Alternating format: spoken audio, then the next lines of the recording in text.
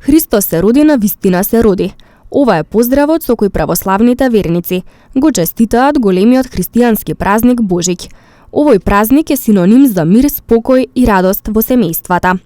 Традиционално Божик се поминува во кругот на потесното семејство, затоа што сите членови заедно дома треба да ја дочекаат веста за Христовото раѓање.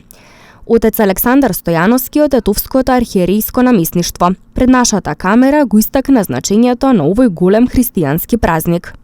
Божич, еден од големите господни празници, кога се родил Спасител на светот Господ Исус Христос. И како што велат црковните стихири, вечниот Бог се воплоти во утробата на Дева Марија, од Дева Марија и од Светиот Дух и стана човек заради нас, односно во неговата ипостас неизменливо се соединија божествената и човечката природа и затоа Христос го нарекуваме Богот човек. И неговото рождество всушност го празнуваме во овој ден.